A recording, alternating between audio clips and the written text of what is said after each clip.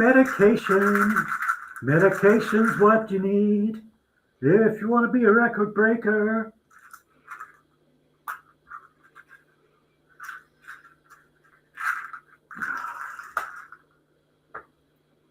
There's a camera tonight. There we go. Drugs, kids. Drugs are on the floor, and you have to search around on the carpet for them. There it is. Oh. Epilim.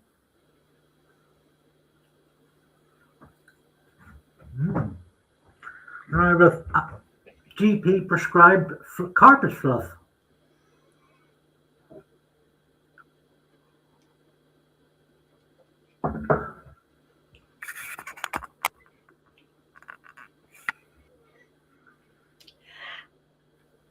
Hello, everyone. Let's bring up the chat. Hello, everyone.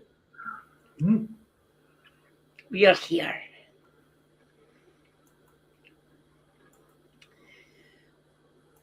Your lass nearly got burnt to a crisp because furry yellow orb. Praise be, Flow Snake in the chat. Hi, snaky friend. Hi, Flow Snake. Flow Snake very devotedly showed up to Screen Cleaner, left loads of comments which helped the algorithm and give me some much needed banter and ego boost. So thank you for that. Praise be. Oh, my niblet is currently busy. I have tasked them. They are downloading all of Sunny. And it will be waiting for me up at my mum's. Thank you, my darling. I will get back to you on my experience of watching It's Only Sunny.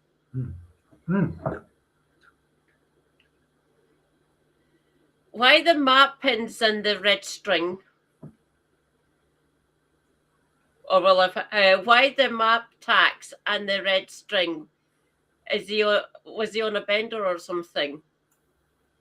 That meme that you got, It's Always Sunny. Oh,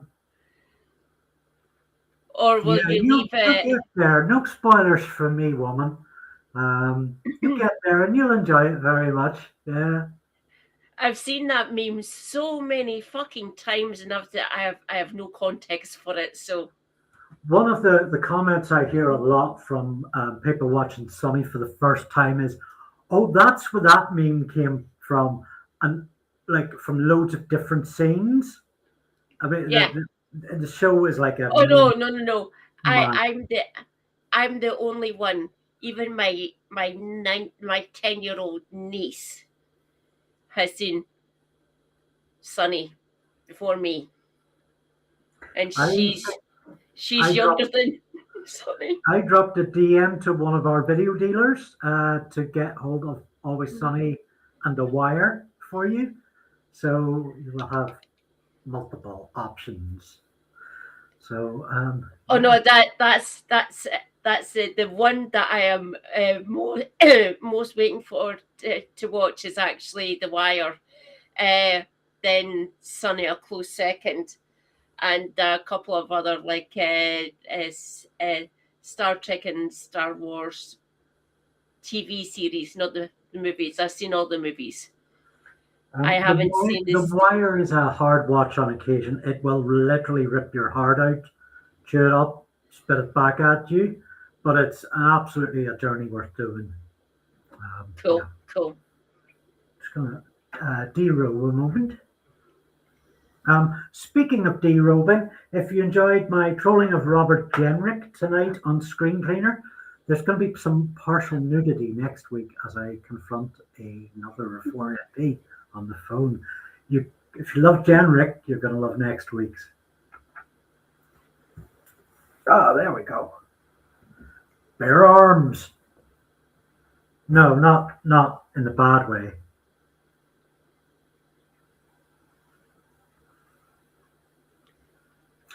What What's that on your t-shirt? So this is, I'm not sure, but this t-shirt came from a site called gofasterstripe.com.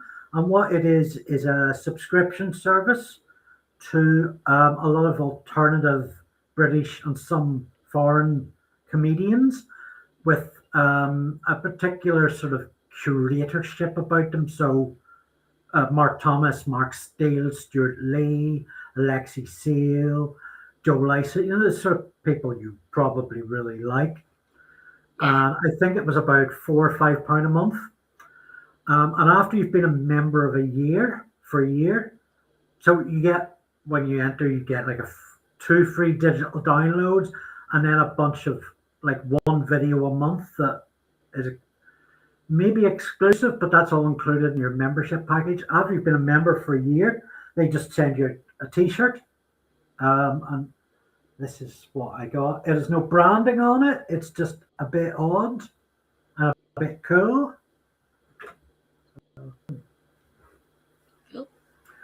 So I think that's gofasterstripe.com, I think it's called. Yeah. There you go. Yeah. So tonight we are, I'm tired. We're going to be looking at Oscar Wilde and more towards the sort of political, legal end of Oscar Wilde's end and the British and Irish parliamentary politics and civil politics that were in play there. So there's good parts of this thing sad. I don't know if we could stick it out. I knew I forgot to do something. I was meant to upload a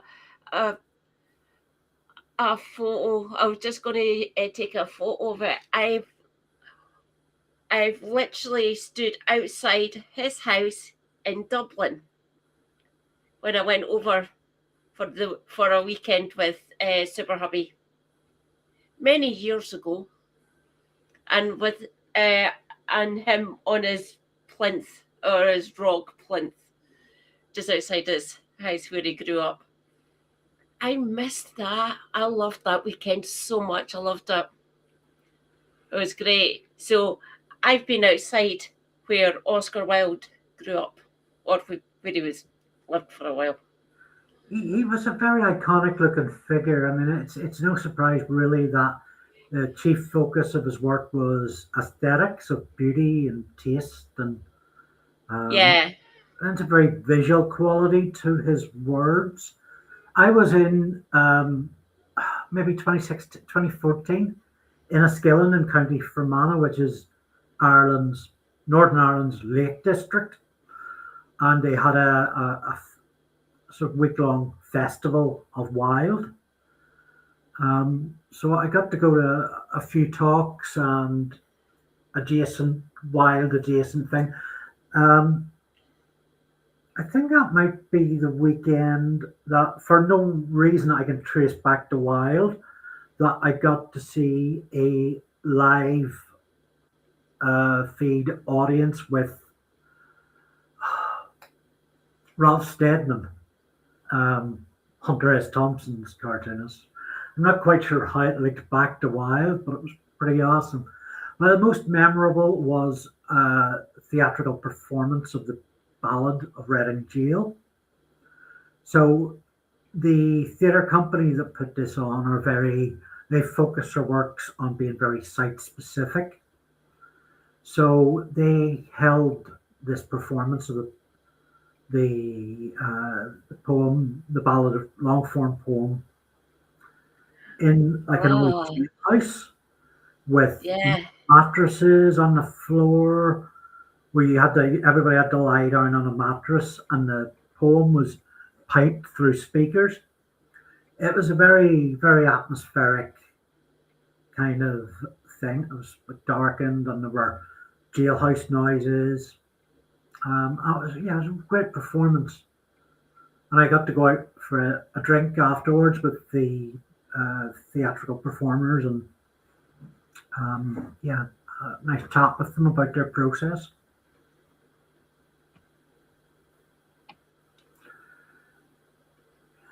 So, yeah.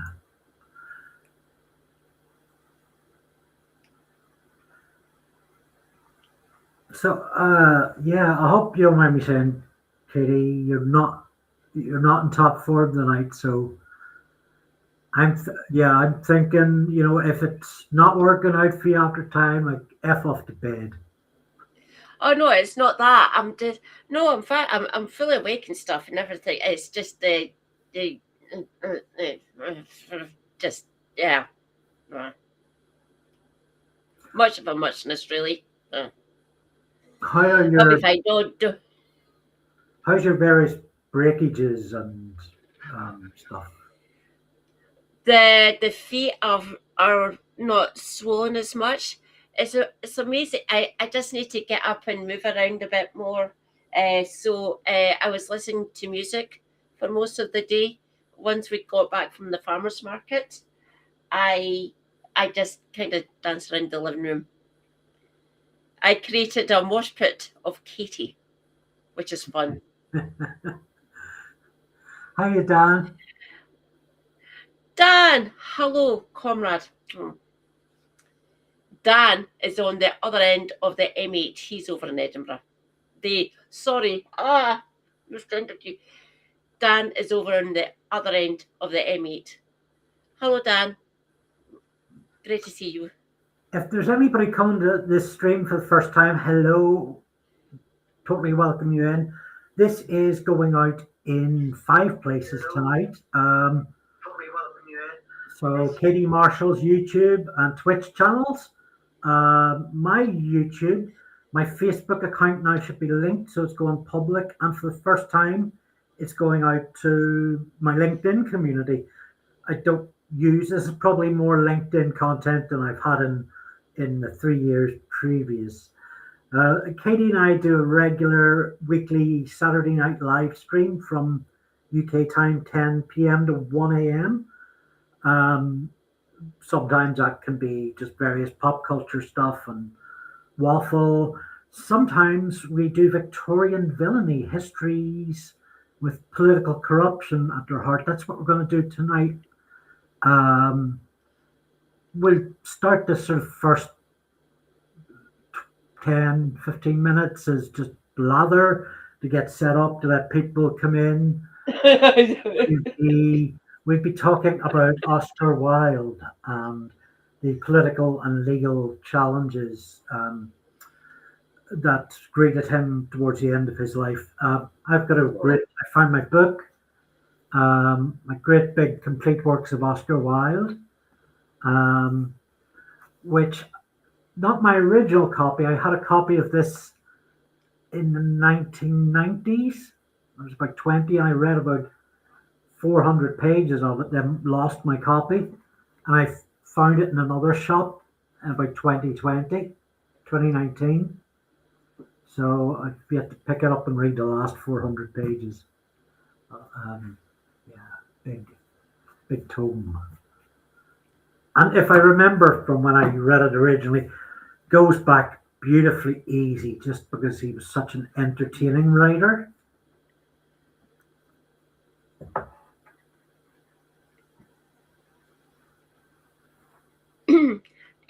Reading about Oscar today, the aesthetes back in the day seem like a fascinating dive to go into, essentially. The aesthetes were well regarded in their day. They're still well regarded just now, but some of their stances or pronunciations, if you wish, were a little bit peculiar, I will say. Not odd or weird or they used to be called avant-garde at times, because what you don't know, you fear. Just get educated, really. Read a book, or read several books all at once. Play to your strengths. I know what my strength is reading and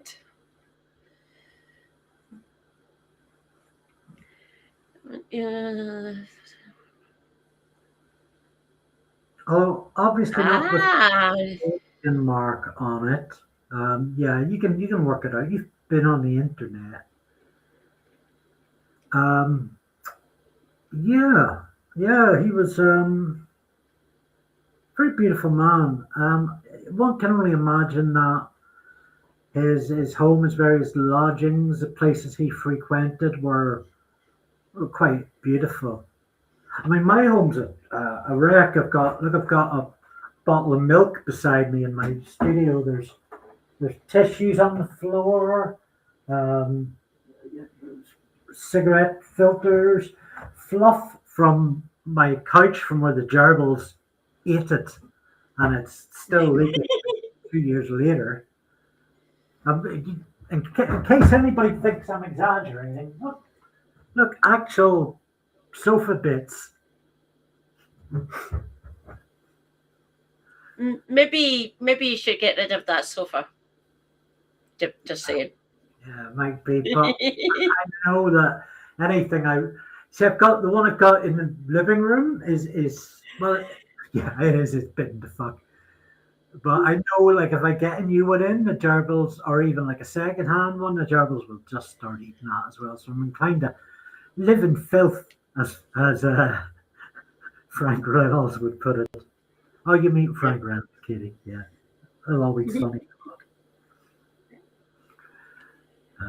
Yes, living in squalor and filth.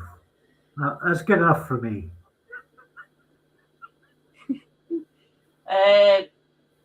I don't live in squalor. I'm just surrounded by it. I live my life surrounded by things. I suspect you're one of these people who's got shelves full of curated DVDs and graphic novels, maybe a few action figures. Yeah, Yes. yeah, Yes. twigged. I have none of that. Well, I have a bookshelf. Oh. I literally blink. I own 17 DVDs. I own no action figures. The last action figure I had was a rubber Triceratops, which I used to try and scare the gerbils with when they were being naughty. And then, like, I left it in the pen with them to stop them jumping out. But I got back to the pen and I chewed the horn off, all the horns off it. Just no fear. I had to put it in the bin in case they swallowed a little bit. Oh dear. Oh. Oh, good. Orchestra, I did you could join us. Surrounded by books. My darling, how are you doing? Hello, hello, hello. Everyone say hello to Orchestra. She is so close to me, it is unbelievable, and I still haven't got to her house. I will get there, darling. I promise you on that. Me and Orchestra are separated by a road or a street. In a street. I will not dox myself, and I will not dox my darling.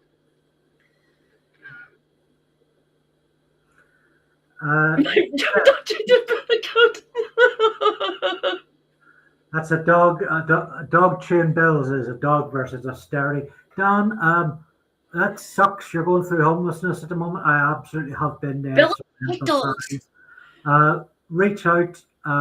Let us know where you are. And we'll see if we have any contacts in that area who can help, because having one or two more resources always is a help. Aki's. A special guest call from Aki's. Oh, and he's hung up on me now. Yeah. Okay.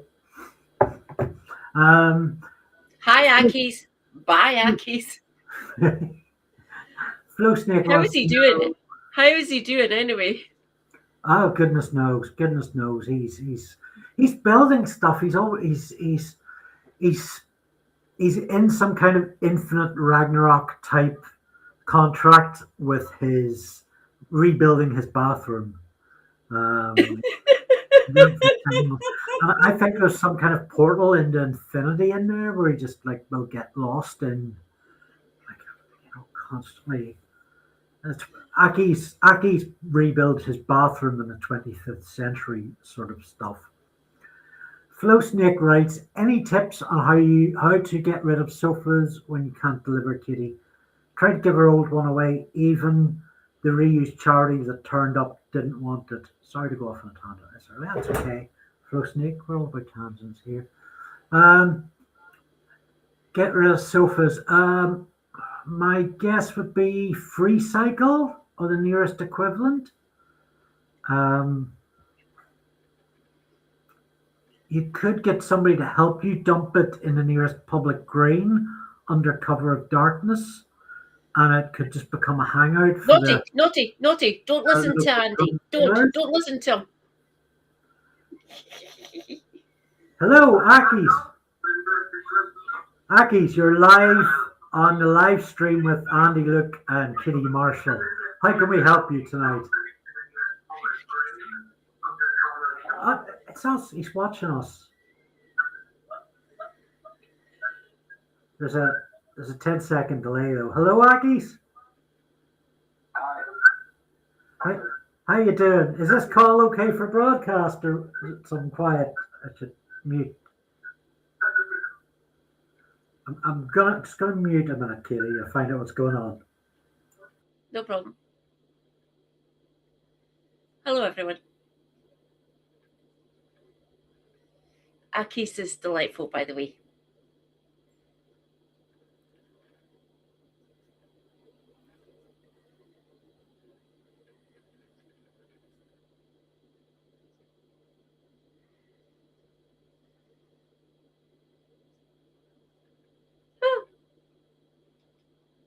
I was lucky. They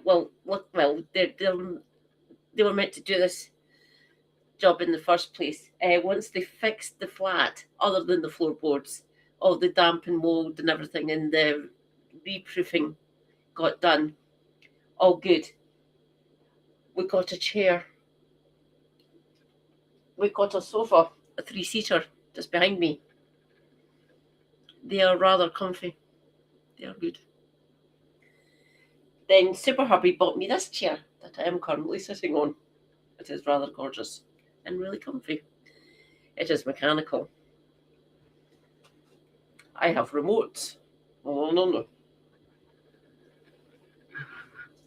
And remote over here that you can... Oh, just a bit safe. Oh, no. In fact, let's put it on, shall we?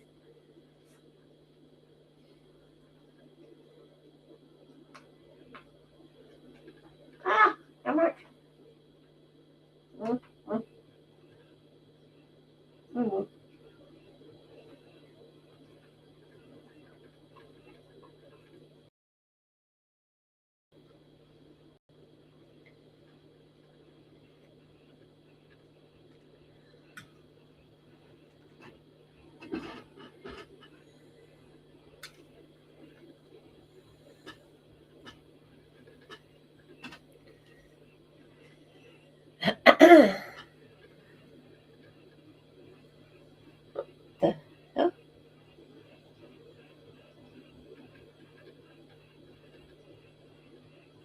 Anyone in chat?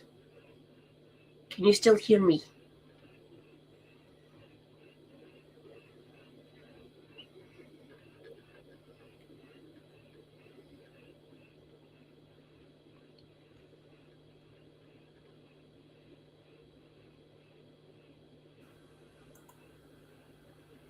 Hi. Well, that was a strange phone call. Hi, Akis, if you're still on camera. He's going to his bed in a moment.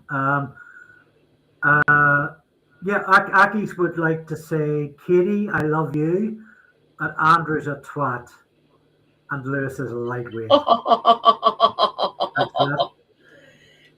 I'll need to educate Akis the next time I see him then. Thank you, Akis. Much appreciated, but show respect, show love to your comrade, please. I beg of you. Yeah. You're amazing, Andrew, by the way. Thank you, Keith. It's nice to hear. Yeah, Aki's, that's the sort of shit gets you cancelled, mate. Aki's may or may not appear in next week's screen cleaner. We'll see how he behaves himself during the week. Yeah, so how did we I will hold my breath.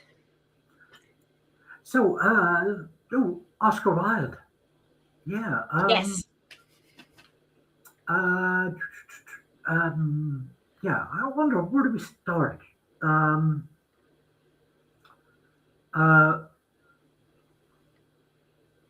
So the politics of the day. Yeah, we'll go back to sort of Oscar Wilde. He's earning, I think, about £100 a week by the mid 1890s. He's a pop star, right? He's doing really well for himself, and he's actually very discreet about his sexuality. And then he falls in with Bosie, who is Lord Alfred Douglas, Marquess of Queensberry's son. And Bosie was much more given to sort of extravagance and like anything Wilde wanted or anything Bosie wanted, Wilde gave him because Wilde was so well off money wise. He sort of catered to his every whim. So Katie and I did a stream before this. I think our first stream together talking about Lulu Harcourt. Yeah. We touched on this. So in the 1890s, there were two major political factions in parliamentary power. There were the Harcourts and the Roseberys, and they were enemies.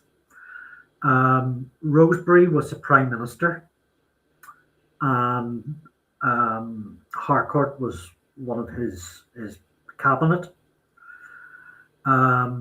And Harcourt and his son were constantly trying to tear Rosebery down. Now, Harcourt had some skeletons. This is Harcourt that Port Harcourt is named after.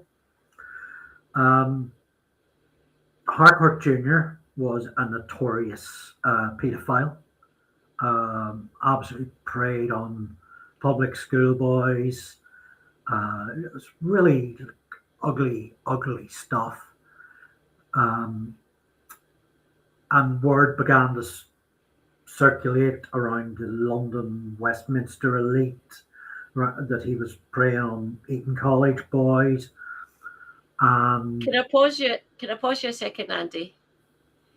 The prevailing thought of the day, it was meant to be woman, man, procreate, create a better society, have lots of families, have lots of children and things like that. But seedy undercurrent that ran throughout the Victorian era, they had these little dalliances or little proclivities that they indulged themselves in. Most of them were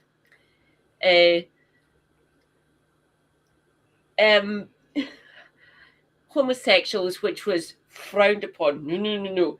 So they kept it hidden, and most of it was done by the upper echelons of society. And you can call them hypocrites because they fucking were. They were the ones making the laws, and they routinely broke them on a daily basis, essentially. So yes, just no. Yeah, good people. Important context for that sort of normative binary kind of. Yeah. Well, I mean, the use of the word tradition sounds a bit like it was yesterday, but tradition as in today, then. So, yeah, I'm going to read that comment out from Flo Snake. It seems that Queensberry didn't exactly play by Queensberry rules. Queensberry invented the boxing rules. Mark Thomas has a nice joke that follows that about Wilde's dalliance with Queensberry's son. That he loved the idea that Wilde could turn around this effeminate Oscar Wilde could turn around the man who invented the rules of boxing and say, "I've had your son, mate." Um, uh, I remember that one. Fucking hell. Orchestran writes, "I think Wilde was entrapped almost and made an example of," and that's very much where we are. He So was. the bit of the backstory that's not so widely reported. We all know about Queensberry's feud with Wilde and certain origins of that, but it actually goes deeper. It goes back to the Harcourts, um, and there. Um, so Lewis Harcourt was committing all these acts of pederasty, and because it was so in the cabinet, the Prime Minister, Lord Rosebery, couldn't move against him, and on those grounds, and as you say, because it was kind of accepted establishment. The Harcourts also couldn't move against the political rival, Lord Rosebery, on the grounds of his dalliances with young men. So Rosebery, Archibald Primrose Rosebery, was a gay man, and it was very covered up. His lover was quite young, and his lover was the Marquis of Queensberry's other son, Bosey's brother, and the affair ended. I think, Percy, if I remember correctly, wasn't it? Percy. yeah, I think it might have been. The affair ended quite suddenly. That maybe 18 months they've been together, and it was either like while Rosebery hadn't been prime minister very long, or it just was just about to become prime minister. And the tragic outcome was that Percy went out into a field with a shotgun, and there was a hunting accident. And the popular belief is that was suicide after having been broken up with by Rosebery. Inevitably, Queensberry was enraged, and he came to learn about what had happened. He absolutely swore Rosebery must pay, but Rosebery was the prime minister, and nobody was going to support Queensberry in this, no matter how wrong they thought it was to bring down the prime minister, to attach this level of scandal. So this rage within Queensberry had kind of no way to vent itself,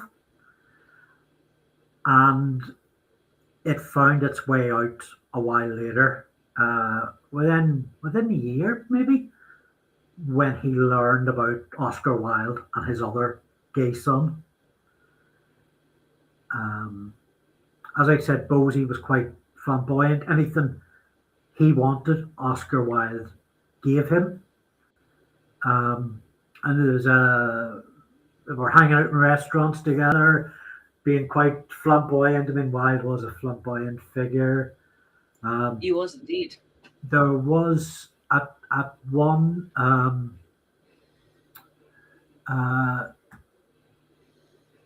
in June 1894, he called it Wilde at 16 Teach Street without an appointment, and clarified his stance. "I do not say that you are it, but you look it and pose at it, which is just as bad. And if I catch you and my son again in any public restaurant, I will thrash you." To which Wilde responded, "I don't know what the Queensberry rules are, but the Oscar Wilde rule is to shoot on sight." Bit near the knuckle, that. That was in Wilde's library at Tate Street. Wilde describes it as waving his small hands in the air in epileptic fury. Your father stood uttering every foul word his foul mind could think of, and screaming the loathsome threats he afterwards with such cunning carried out. So yeah, absolutely furious scenes. Correct, Flow Snake, yeah. He borrowed that, by the way, Flow Snake, from one of the Bloomsbury chaps. Nothing new under the sun, by the way, anyone. Please remember that. Nothing is new under the sun. Nothing. Nothing at all. The only thing that is new is the next born child. Then they're exposed to this hell on earth, essentially. Is that relating to the quote, not gay, just a man who sleeps with men? Yeah. Yeah, Reagan actually said that. I'm sure it's from one of the, Larkin. I want to say Benjamin. It probably isn't. One of the other ones. Should. I do apologise. There's too much going on up in here. I've been reading a lot over these past couple of weeks. Do you know, one of the things I'm most looking forward to going back to Wilde, not all of it, but the man had such a gift for one-liners.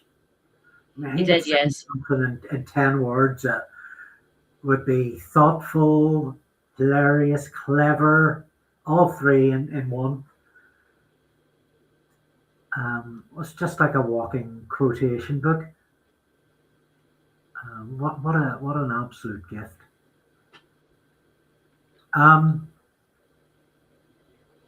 So I'm trying to remember the sort of what happened with Wilde and Queensberry. I think, wasn't there something about Wilde suing him first? Hang on, I've got a video if you want to take a look at it. It's 45 minutes long, and it's absolutely amazing. Give me a minute. I can put it into the Discord. Give me a second. I need. 45. We'll skip the slow parts. You bung it in our DMs or the Numpty Woman Discord. If you would, Katie and I both have Discords. If you're on Discord and you're not with us and you'd like to join us, reach out with a DM. I'm at Andrew Luke or Andy Luke on Discord. And Katie is Numpty Woman. Yeah, we'll absolutely pick you up. Will I put it into your Discord or into mine's? I've done it in yours, so that way everybody can find it. Yeah, because I think you've got more people in your Discord. Katie's Discord is close to 100 people. Mine's closer to 20, maybe. I'm not really bothered about working mine. Let's see, general chat. Where is it? Oh, there we go. Kaz, sorry, Kaz, my darling.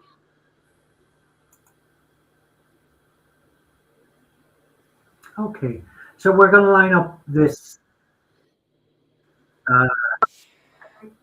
video with, it's called The Unhinged Trials of Oscar Wilde. It's by Kaz Rowe. So it's, we'll put a link to it in the description after the chat. And as we said, it's in Katie's server. And we're gonna stream some of it and so pause for talk as we go through it. So let's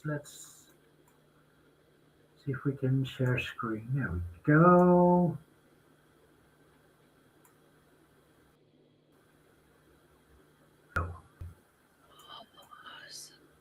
Oh, yay! There we go.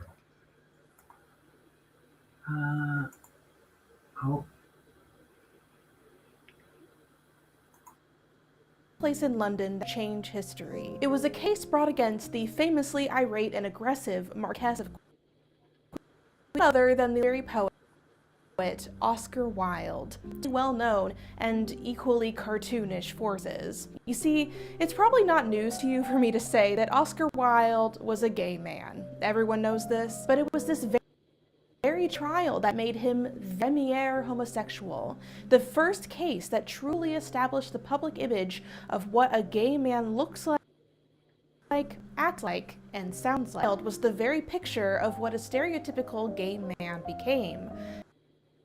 Effete, artistic, witty, and lavishly dressed, but also a threat to the heart of masculinity and safe heterosexual social bounds, because Wilde was in a dedicated and intimate relationship with none other than the Marquess of Queen's son, Lord Alfred Douglas, known popularly as Bosie. This relationship sent Queensberry into a rage, unleashing a string of aggressive attacks on Wilde, culminating in a note left for him that read, "To Oscar Wilde, posing as a sodomite." And instead of doing the smart thing and tearing the note up and moving on with his life, Wilde did the unthinkable. He took the Marquess to court, and within a few years, Oscar Wilde would be dead. In some ways, what happened to Oscar Wilde was a self-fulfilling prophecy of his own creation. After all, as a schoolboy, he had once quipped that he would like nothing more than to be the hero of a great cause, and to be forever known as a defendant in a case, Regina v. Wilde. It's a comedy of errors with a tragic end, hysterical at points, and breathtakingly sad at others. All at once, the result of bad legal counsel, Wilde's own hubris, and the inciting pressure of Bosie himself. This is why you shouldn't take legal advice from twinks. But really, how did things go so wrong? And how did this trial officially create the modern homosexual? Come learn with me. What do we make of Oscar Wilde after he was a legend? I think David Schultz puts it best in Redressing Oscar: Performance and the Trials of Oscar Wilde. Wilde was both a victim and a culprit in his own demise. In addition, while Wilde's homosexual activities were the chief focus of the trials, they were not the only aspects of his personality that made him anathema to the Victorian middle classes. In fact, during the course of the trials, Wilde symbolized a much broader spectrum of perceived decadence and degeneration that to late Victorians threatened cultural collapse as the century drew to a close. In short, Wilde functioned as a cultural lightning rod for an anxious fin de siècle England. His homosexuality was significant yet incidental, symptomatic rather than casual in relation to his crime. Before all that, though, Oscar Wilde was still incredibly interesting. He was born at 21 Westland Row in Dublin, Ireland, to Jane and William Wilde. Young Oscar was homeschooled early on and learned both German and French, and he quickly displayed what would become his most notable traits: his wit and his grand imagination. His impeccable academics, too, earned him a notable scholarship to Trinity College, Dublin, and then half scholarship at Oxford. I want to just jump in there and pick up on Oscar Wilde's home life, which was written. So his father was... What's so funny? No, I said just what Flo Snake put in. Yeah. Rather funny. His father was a pioneering surgeon. He got a knighthood in Dublin Castle, and his mother, Jane Wilde, so she was a folklorist, poet, and essayist. She wrote under the name Speranza, which is Italian for hope. And in the Wilde home growing around, it brought round a lot of his mother's literary and political associates. So suffragettist Millicent Fawcett was a regular. There was an Irish magazine representing the Young Ireland nation called The Nation, and they brought in a lot of the people that contributed to it. Now remember, this was a time where Ireland was going through a cultural renaissance in preparation for independence. this was a time when it was full of great literary figures like George Bernard Shaw, who Wilde crossed paths with a number of times.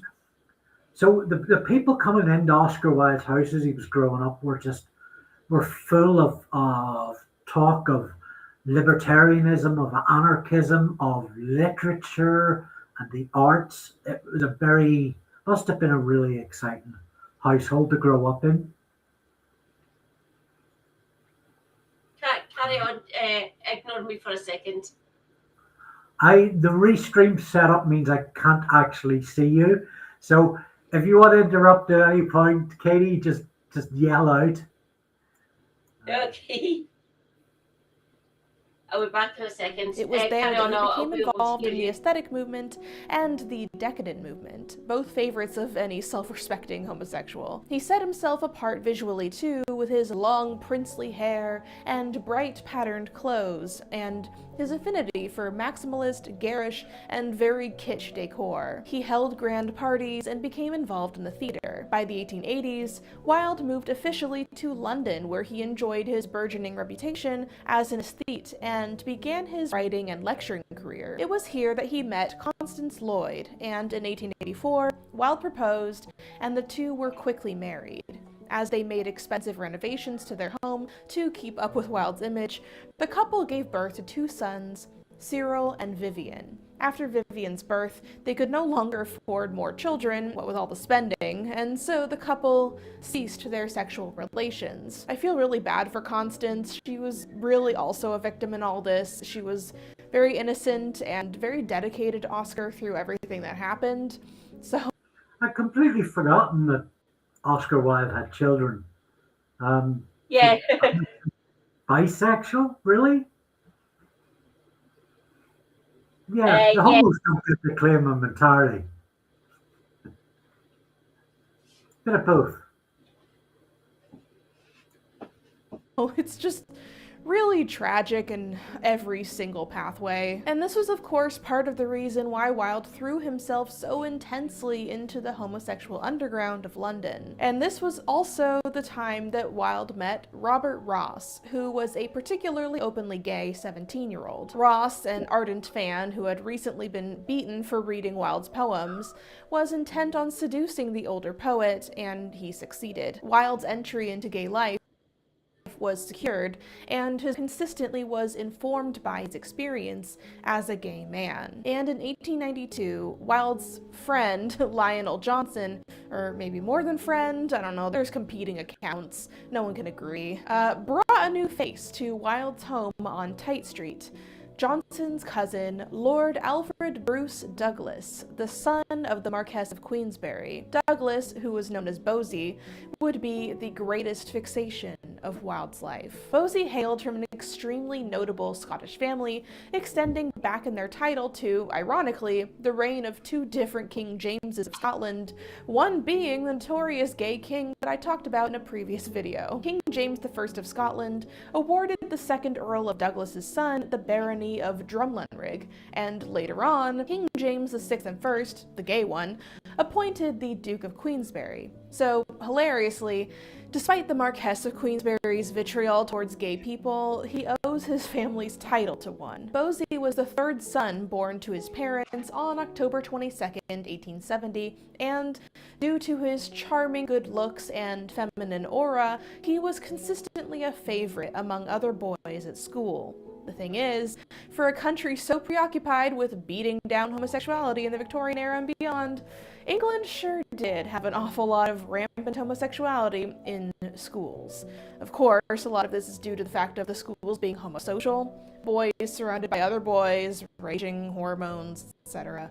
But the fact of the matter is, it was an open secret, and Bosie easily sank at his popularity at Oxford as Twinkatron 5000. As his schooling drew on and his circle of lovers, friends, and confidants grew, it's no wonder he was eventually introduced to Wilde. After all, this was the year Picture of Dorian Gray was published, and with it, Wilde's reputation as a writer had grown considerably. Both men had differing accounts of how this first encounter went. Bosie later wrote that it was the ordinary exchange exchange of courtesies. Wilde was very agreeable and talked a great deal. I was very much impressed, and before I left, Wilde asked me to lunch club, and I accepted his invitation. A few days later, Wilde gave Bosie a signed copy of Dorian Gray, and Bosie claims that Wilde came onto him and he rejected him. But the relationship was destined to grow regardless of who was telling the truth, because Wilde claimed that it was love at first sight. And shortly thereafter, Bosie's brother Percy came to Wilde for help, begging him to assist Bosie with a blackmailer threatening to expose his relationship with another boy near, which of course he did. Wilde, despite his many flaws, was rarely one to turn down a friend in need. Of course, it helps if they're devilishly handsome. Within 6 months, the two were officially a pair. Bosie also insisted that although he was crazy about Wilde, he was never genuinely attracted to him because Wilde was apparently seriously uggo, but being with Wilde offered him an entry into an even more vibrant circle of gay life, and Bosie's poetry was greatly influenced by it. His most famous poem, written in 1892, is titled Two Loves. "What is thy name?" he said. "My name is Love." Then straight the first did turn himself to me, and cried, "He lieth, for his name is Shame.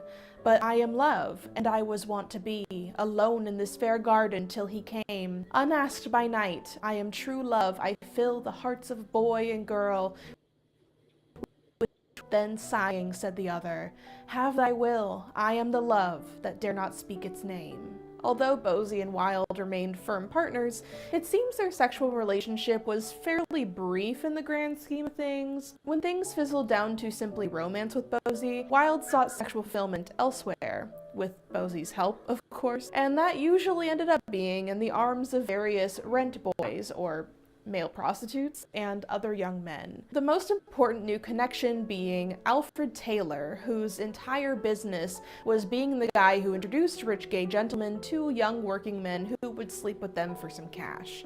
It's important to note that Wilde fell into this not just for sexual pleasure, but also from a sort of anthropological interest. He had an intellectual excitement from trying to actually get to know these young men and figure out what their motives were, how their lives had gone, picking their brains philosophically. He also genuinely enjoyed just kind of hanging with them, and the fact that he was taking them to dinner in plain view of polite society was all the more exciting. It was a thrill. Sadly, this game of his would be his ultimate downfall. In 1893, Bosie made the poor decision to leave Oxford and abandon his degree. His grades were shit, and he never did his homework, and rumors abounded that he had been penalized for the blackmail debacle. This, of course, pissed off his mom and dad, his dad, the Marquess of Queensberry, especially. And this guy was actually not hard to piss off. In fact, pretty much everything pissed him off, but at least this one was a little bit justified. Queensberry was commonly known as abusive and prone to rage, and Bosie's ongoing relationship with Wilde was beginning to set even worse. Wilde and Bosie were starting to have some pretty extreme and free fights, leading Wilde to write to Bosie's mother, asking her to get Bosie to find a goddamn job, or at least get his life together some other way. And she was like, yeah, fair point, and subsequently shipped Bosie off to Cairo, Egypt to stay with some friends. This was fortuitous timing because Bosie had just gotten himself into a rather horrible predicament. He had been introduced to a 16 boy by Robert Ross, who was still close friends with both Bosie and Wilde, and had subsequently slept with him. The boy's father went to the police, but dropped the charge on out of prison, and so Bosie went and bided his time in Egypt. Understandably, Queensberry became more paranoid. He also became significantly more abusive, writing numerous letters to Bosie, disowning him and claiming that he wants him to burn in hell. On June 30th, 1894, Queensberry... Please remember, everyone, the Victorians are massive fucking hypocrites. Just like most politicians. Or people of the upper echelons, if you wish. Massive hypocrites. Yeah. Wouldn't you agree, Andree? I can't see your cam because our cams are so small in the restream. interface blocks it. I heard a bit of hoarseness there. Are you all right? Yeah, I'm good. Yeah, cool.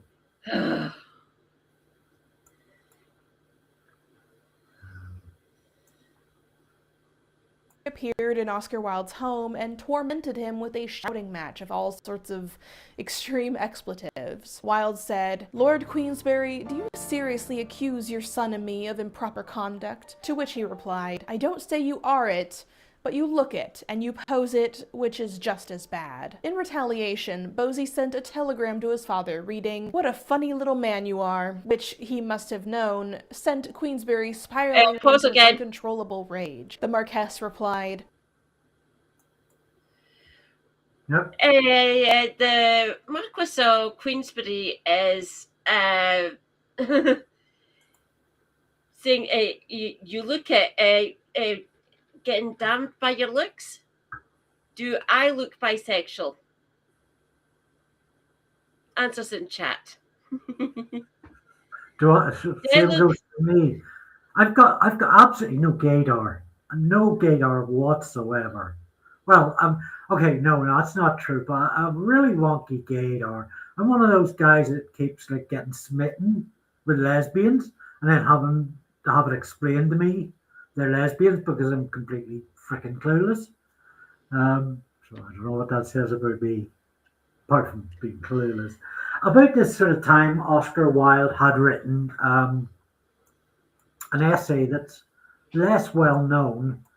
I wonder is it in my book, but it's called "The Soul of Man Under Socialism." And Wilde was a massive, like with the family he's grown up in, very politically aware. His mother was a total activist, so he was a huge advocate for socialism. So it's a lesser known kind of fact. And I mean, jumping ahead a wee bit, by the time Wilde got out of prison, he was like a shadow of his former self. I can't remember if he lived, how long did he? It's about 8 years, I believe. Give me a second. I'll go and check. Yeah, 1900 he passed away. So, I mean, that's something to talk about after this video is like how Wilde would have felt about the Easter Rising and an independent Ireland.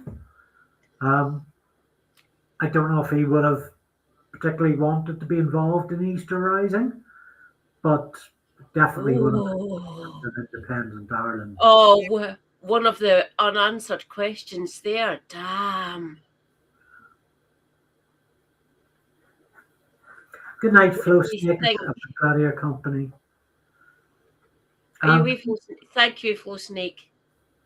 Yeah, I mean, the thing to remember is that the independence of Ulster didn't come about because of the Easter Rising. It was certainly an important thing. It came about because of the British reaction to the Easter Rising. So that's how did that come about? Really an important one. We'll go. I'm gonna play a bit more of this and see where it takes us. But it is like 45. We're 12 minutes into 45 minutes, and 45 minutes in Katie and Andy commentary time means a 3-hour stream. So there's a lovely Marxism. I assume it's lovely. A Marxism Today video called Poet, Playwright,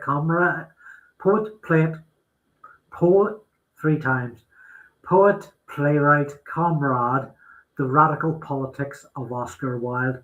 And I see scanning the thumbnail, Slavoj Zizek is in it. So yeah, we'll get into that too. But cool. To share the unhinged trials of Oscar Wilde by this podcaster whose name is Kaz Rowe. Let's give it a thumbs up. Okay. By the way, Andy, Cass is a lesbian. Okay. She's also immaculately dressed. But thank you for pointing that out to me, Katie. She always is. She always is. Thank you for pointing out that to me before I become smitten by her. It's good. You can be my gaydar for now, Katie.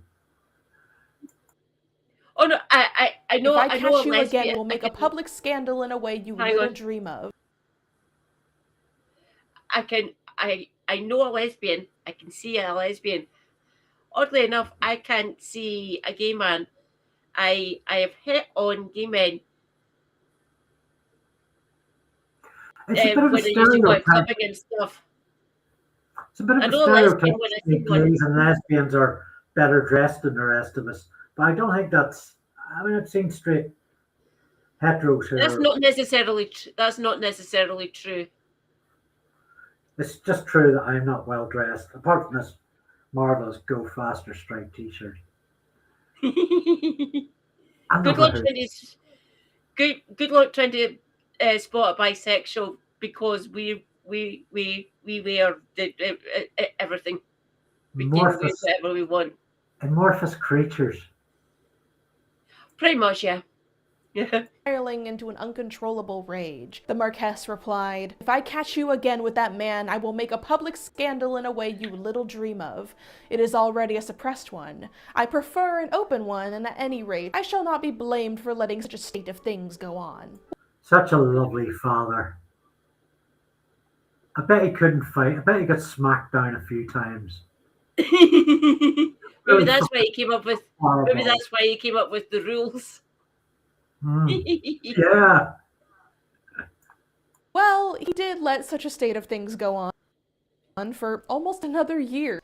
All of the while, he set about having detectives follow Wilde and Bosie around, and even stalked them himself.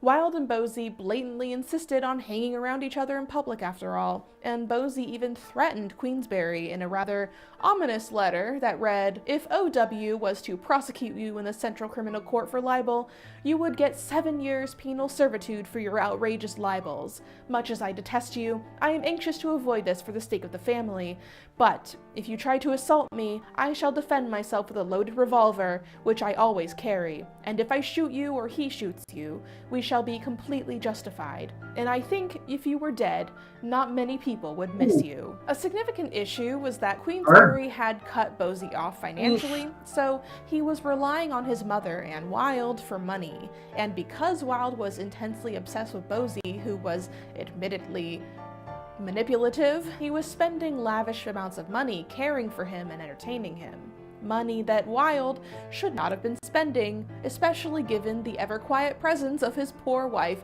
and 2 children. And what finally worsened Queensberry's temper beyond repair, had not to do with Bosie, but with the eldest Douglas brother, Francis Douglas, the Viscount Drumlanrig. For a long time, Queensberry had suspected his eldest son of being in a homosexual relationship with Lord Rosebery, Drumlanrig's boss, who was indeed a gay man. Queensberry had already attempted to assault Rosebery with a whip, and then Drumlanrig became engaged to a young woman, and while hunting with his soon-to-be brother-in-law Gerald Ellis, Drumlanrig was discovered behind a bush, dead from a shot through the mouth. The public generally agreed that it must have been suicide, although most historians argue back and forth and will never really know for sure what happened. Regardless, the incident fully destroyed Queensberry's last grip on sanity. That's interesting that Drumlanrig wasn't alone when he took the bullet to the head, that there was somebody else. That does suggest the possibility of a genuine hunting accident. On the other flip side, if somebody was going to end themselves in that way, the presence of somebody else nearby, but like out of sight, would help conceal it, I guess. Oh, awkward, horrible to think about. Yeah. whatever little there was. As Bosie biographer Douglas Murray writes, Queensberry wanted to make his son pay for his disobedience and revenge his late heir's death on the homosexual that he could most easily get at, Oscar Wilde. In his frustration at being ignored by his family, Queensberry decided to take his case to the public arena, and began his attempt to goad his son or Wilde into taking out a charge of libel against him. This man, he wrote to Percy Douglas of Wilde, is a cocksucker. He kicked off his actions against Wilde by buying a ticket to the premiere of The Importance of Being Earnest, one of Wilde's most successful plays. He arrived at the theater holding a frankly hysterical bouquet of phallic-looking vegetables, but because he had been yapping all around town about his plans, his ticket was cancelled beforehand, and they didn't let him in. Then he moved on to his fateful Plan B. He appeared at Albemarle, Wilde's club, and handed a card to the porter for Wilde, who got it 10 days later. It read, "For Oscar Wilde, posing as a sodomite." I think it's definitely an understatement to say that Wilde was fucking beside himself after receiving this card. Almost everyone in his life was telling him to just tear the damn thing up and move on. After all, the only other person who had seen it was that hotel porter, and that guy probably sees a lot of crazy shit, so he probably doesn't care. Not to mention, everyone and their uncle knew about the Marquess of Queensberry's violent and paranoid nature, so it's hard to really take him seriously. Nevertheless, Oscar was overcome with panic, and Bosie was ready to take advantage of that, insisting that Oscar take Queensberry to court for libel. Wilde, Bosie, and Robert Ross went as a group to the office of Travis Humphreys, a solicitor, who then filed to have Queensberry arrested on March 2nd. Then Humphreys got a hold of lawyer Edward Clark, who agreed to represent Wilde on the grounds that there is absolutely no truth to what Queensberry alleges. Wilde lied and said it was absolutely untrue. I'm just interject quickly. I'm just remembering Travis Humphreys comes up a lot in the court cases of Rufus Isaacs. Yes. The matrimony scandal. And then, in a move of insanity, Wilde and Bosie went and fucked off to the south of France for a vacation instead of preparing for the trial. Whether they were in denial or just extremely confident in the case, who's to say? But a crowd of Wilde's friends and loved ones spent the days leading up to the trial begging Wilde to drop it or just spend some time overseas. But the ever-frustrating Bosie interjected, "You're telling him to run away shows you are no friend of Oscar's. It is not friendly of you." And that was that. Wilde's editor Frank Harris desperately told him, "You don't realize what's going to happen to you. It's not going to be a matter of clever talk about your books. They are going to bring up a string of witnesses, and that will put art and literature out of the question." Ooh, Frank Harris. Frank Harris was also associated with Horatio Bottomley.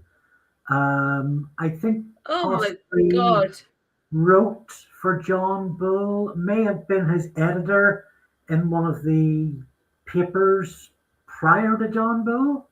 So quite, so this is the 1890s. So, quite, a tight-knit sort of London, political, legal, editorial, liberal elite society. Yeah. But it was too late. S.I. Salamensky writes in Representing Oscar Wilde, Wilde's Trials, Gross Indecency, and Documentary Spectacle, friends' accounts depict Wilde as confused as to what the point of his suit was: to defend himself, his wife, and his sons from what could be ruinous rumors, to revenge himself on the irksome Marquess, thus securing his son's fickle affections, to stage another sold-out show, rendering the courtroom a theater. It is indeed unclear from Wilde's tactics whether he wishes to challenge the court's approval or flout its rule, challenge Queensberry's characterization of him, or prove its acceptability. I'm wondering, that's a really interesting question. I'm wondering, was this like essentially Bosie pushing Wilde into suing his father just for the sake of settling old scores? Bosie seems to be a very sort of controlling figure, not particularly good influence on Wilde.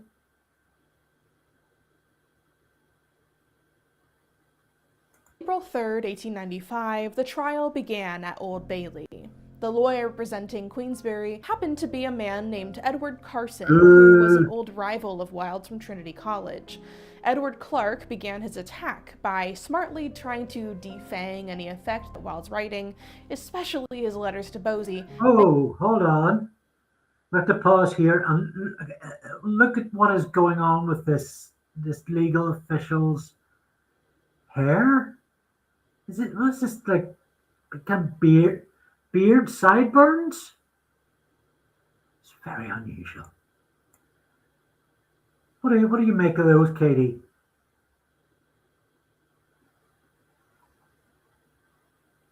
Hello? Oh, maybe Katie's gone for a wander.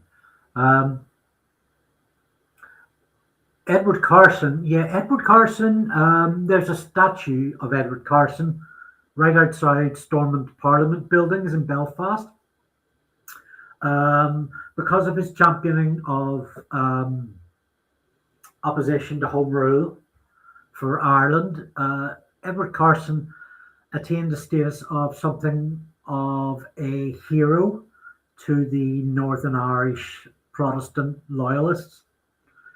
Unfortunately for them, Edward Carson didn't feel quite the same way. He described Orangemen's speeches as dusty and boring and like the unrolling of old Egyptian scrolls or mummies.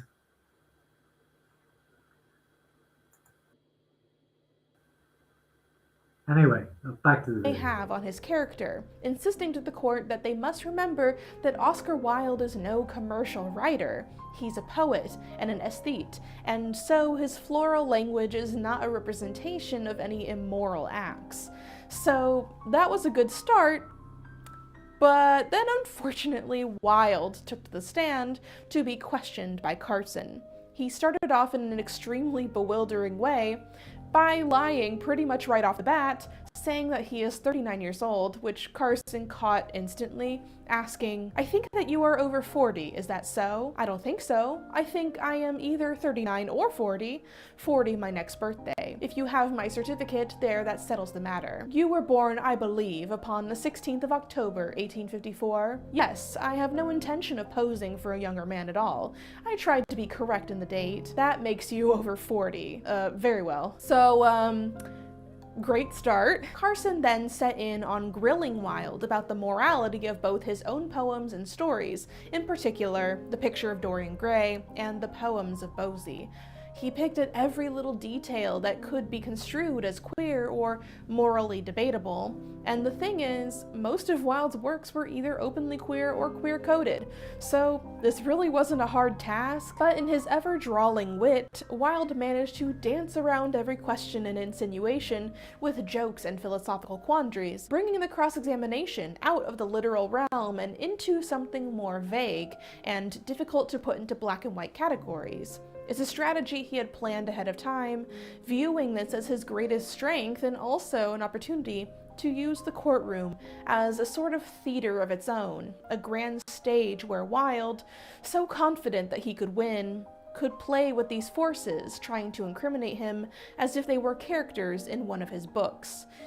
But they weren't just characters, and this was not a stage, and Wilde had no idea that Carson was slowly leading him into a trap. A well-written book putting forth sodomitical views might be a good book. No work of art ever puts forward views of any kind. What?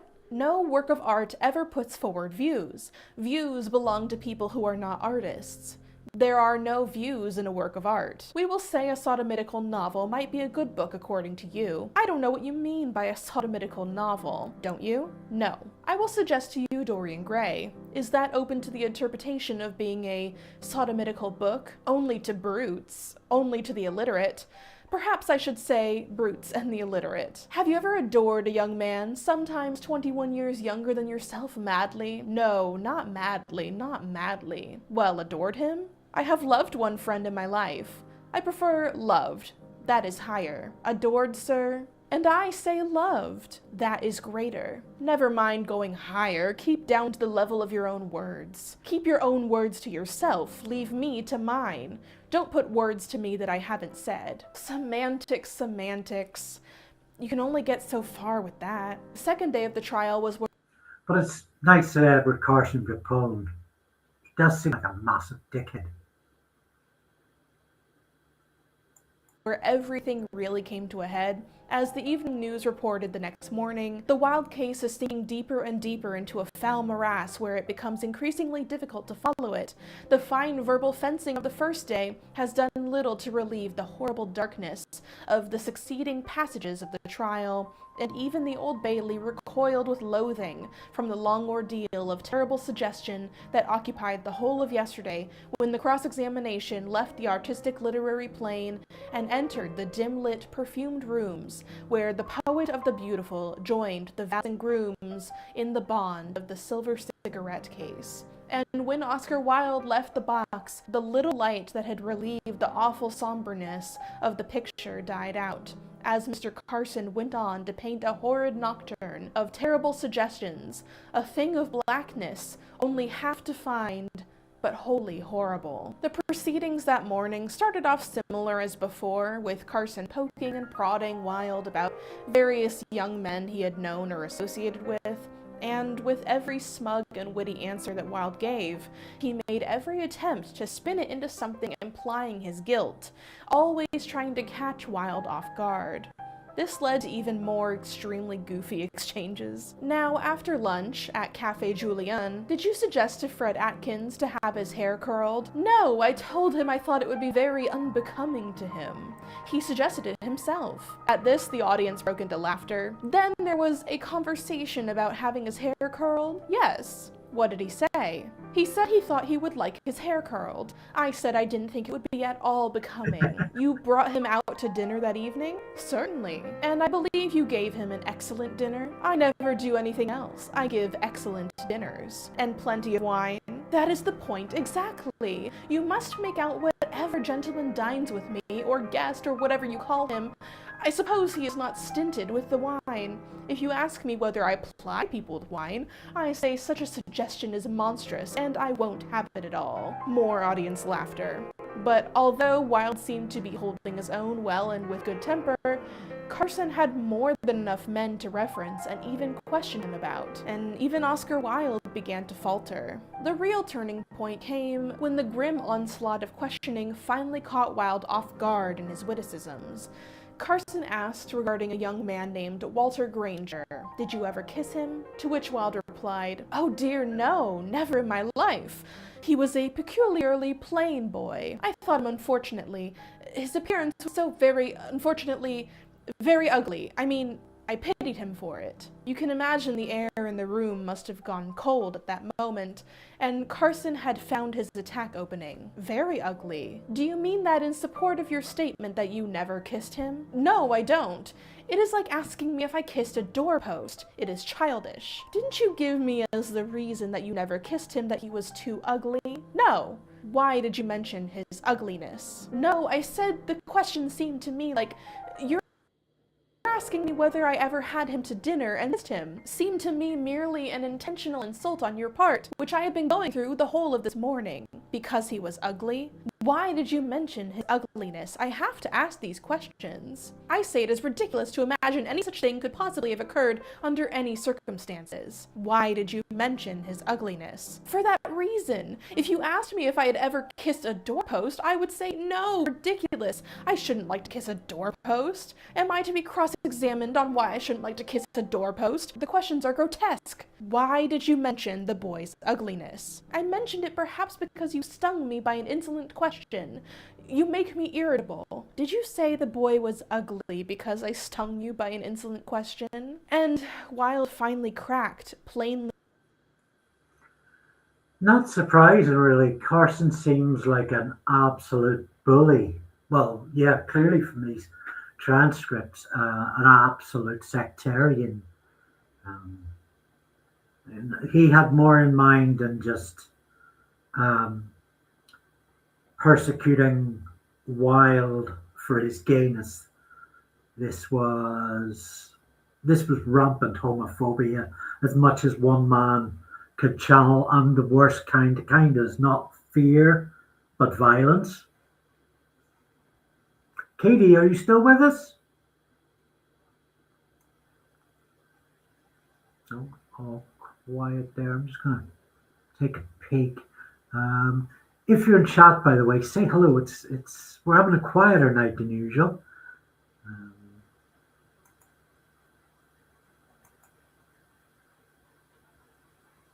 oh, oh,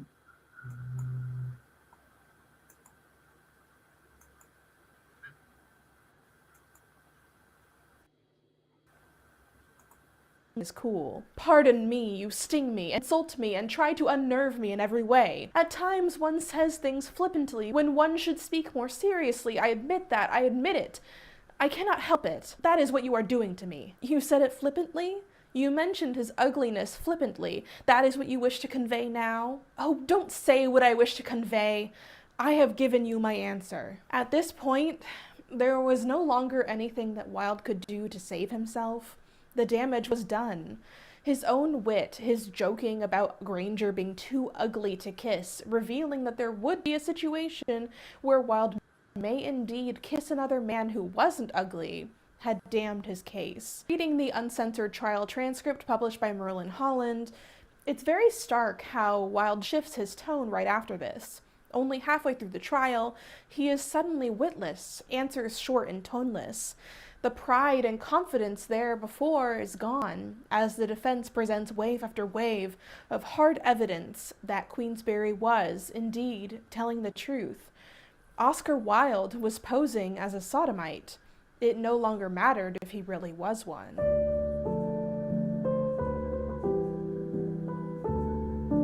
Given the severity of the situation, Wilde's lawyer begged him to allow him to withdraw prosecution and consent to the charge of posing. And so, the trial ended and Queensberry was declared not guilty. But that was not the end of it. The Queensberry legal team had sent the statements from the witnesses to the Director of Public Prosecutions, and Scotland Yard produced an arrest warrant for Wilde. Magistrate John Bridge made an attempt to allow Wilde to escape England by refraining from signing the warrant until after the last train for Dover had departed. Unfortunately, Wilde had apparently fallen into what some called a pathetic state of indecision while discussing what to do with Bosie and Robert Ross. When he learned of the warrant, he simply sat down in a chair and drank until the police came for him. About 2 weeks later, Wilde in court once again, this time as the defendant. He had a grim sense of sobriety compared to before, as witness after witness after witness testified to him soliciting him for sexual acts.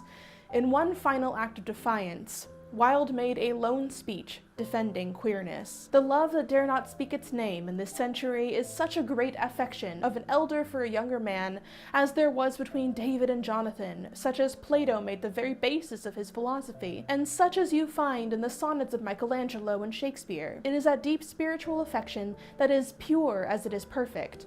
It dictates and pervades great works of those like Shakespeare and Michelangelo, and those 2 letters of mine, such as they are. It is in this century misunderstood, so much misunderstood that it be described as the love that dare not speak its name, and on account of it, I am placed where I am now. It is beautiful, it is fine, it is the noblest of affection. There is nothing unnatural about it. It is intellectual, and it repeatedly exists between an elder and a younger man, when the elder has the intellect, and the younger man has all the joy, hope, and glamour of life before him. That it should be so, the world does not understand.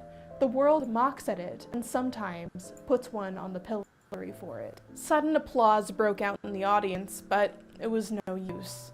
It was still a hung jury, and he was forced to appear for yet a 3rd trial. By this point, even Queensberry's lawyer Carson was asking for Wilde to be let off the hook, many people urging the court that Wilde had suffered and been punished and humiliated enough. What really is the use of convicting him now? Isn't it too cruel? In most other cases, it would not have fallen on deaf ears. But some speculate that in the end, Wilde was convicted regardless because Lord Rosebery, who happened to be the Prime Minister by this time, was being blackmailed by Queensberry that his gay relationship with the late Lord Drumlanrig would be exposed if he didn't destroy Oscar Wilde. That, plus the fact that the judge in this case was kind of a mad freak who had prosecuted rapists and murderers, but for some reason called this case the most disturbing case of his career, and he simply could not have a man that disgusting walking free. Like, okay. The Wilde trials are fascinating for a million reasons, but namely because within a short span of time, without most people even realizing it, the trial became less a libel suit and more a tool for Victorian England to try and purge itself of a greater social threat by making an example of a particularly famous pansy. David Schultz continues, "A great deal of the trial's cultural significance was molded by a sacrificial paradigm. Chief among the projects in any sacrifice is the creation of a proper victim, a scapegoat who embodies those characteristics the community wishes to expel, and whose sacrifice will effectively rid the culture of its crisis by destroying the socially repellent attitudes along with their embodiment." Yeah. The sacrificing of Oscar Wilde to cover up shortcomings of those with great power and an inability to use it properly, to dump all the shame that they subconsciously feel for that and externally is sent to them, probably quite reasonably, to dump all that on a straw man, on somebody that they can bully. And sadly, that's still all too common in politics today.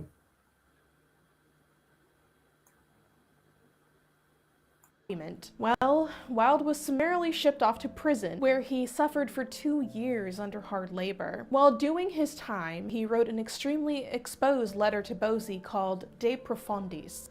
After being released from prison, a now significantly less healthy Wilde refused to adjust his behavior. Everyone already knew he was gay, so what's the point now in pretending otherwise? Robert Ross, who had stayed by his side, did the same. Wilde spent his remaining years in Italy and France, living a mostly quiet and reflective existence, broke and depressed, but not fully disheartened. He as soon as he got out of prison, he left for France. He did not come back to England or Ireland, as far as I know. Just moved there and stayed there. Passed away in a Parisian hotel in 1900. As for Bosie, he never emotionally recovered from what happened in court. The writer Rupert Croft Cook described him as being like a hurt boy. The eyes were brilliantly expressive, often merry, but sometimes pained and resentful. The features, which in boyhood were so delicately modeled, had grown pronounced, the nose formidable, the corners of the mouth turning down petulantly. His raging temper that he inherited from his father never abated, probably not helped by his firm desire to reinvent himself after Oscar Wilde.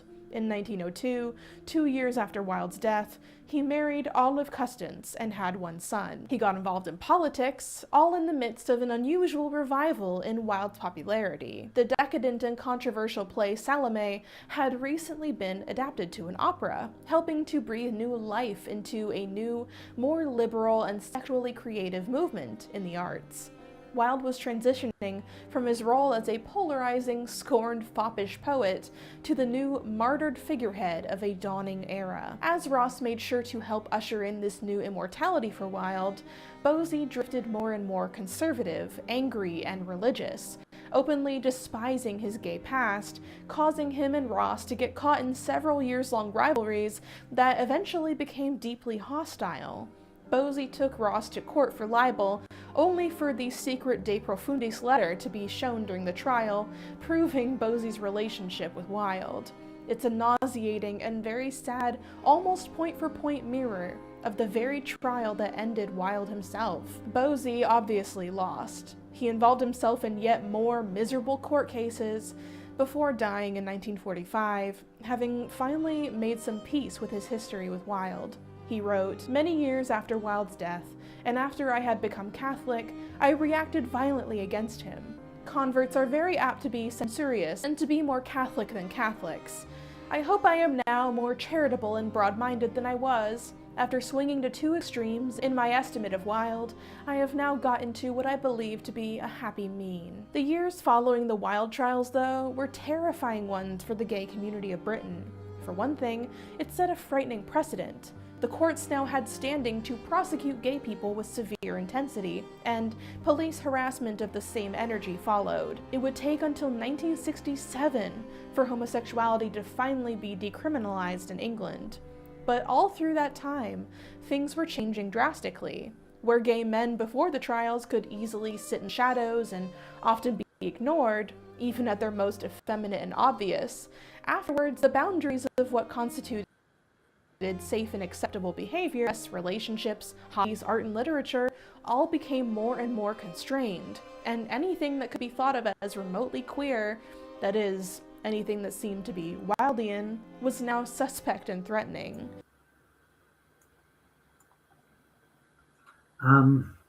Yeah,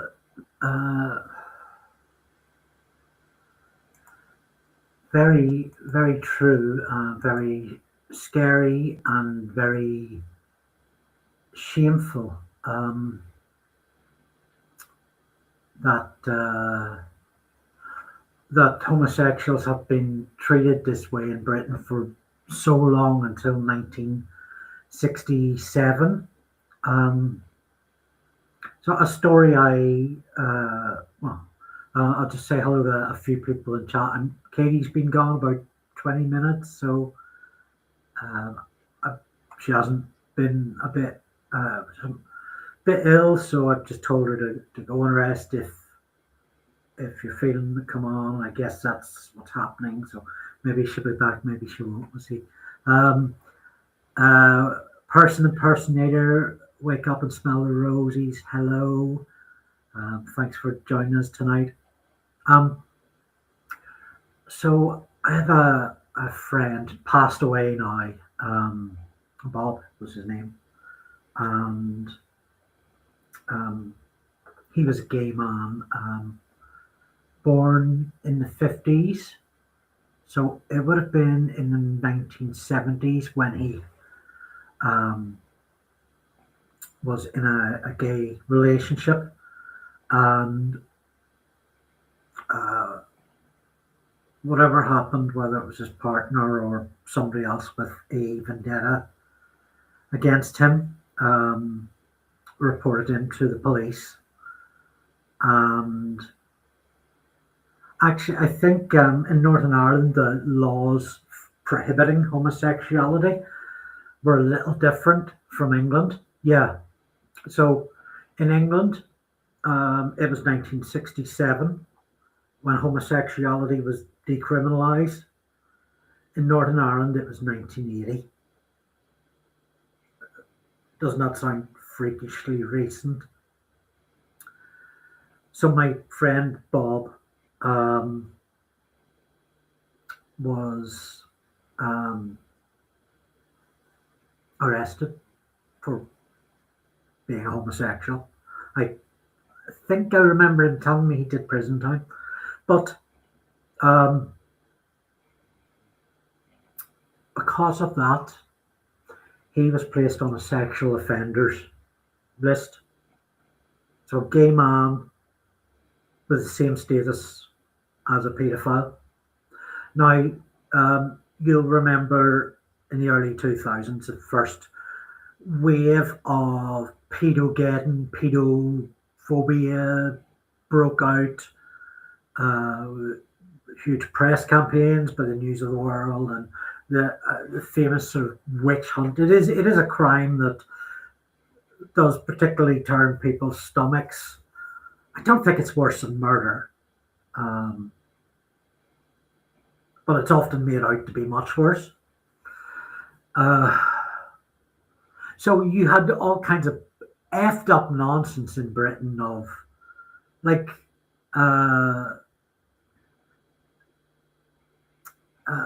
pediatricians, food surgeons, having their home windows smashed and all this sort of stuff. And there was a leak nearby me in Belfast of people on sexual offenders lists. And one of them was my friend Bob. And I remember being around at his house when his bin had been set on fire, stones had gone through his window, and just sitting with him that night. By that time coming into his 60s, or in his 60s, old and afraid.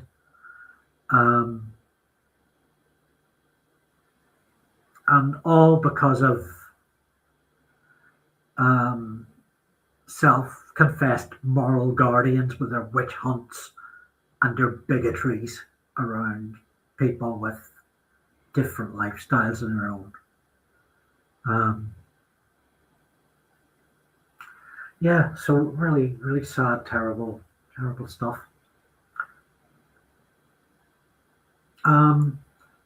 So we are watching this video by Casro. I'm going to put the link in chat. There's another 10 minutes to go on it. I don't know if everybody can see my YouTube chats, if it comes up on Katie's Twitch or on Katie's YouTube. Elron, I'm delighted to join you. I think I can see everybody's comments unless you're on Facebook or LinkedIn and you're commenting there. I don't know if everybody can see my comments, but they're somewhere in the ethosphere.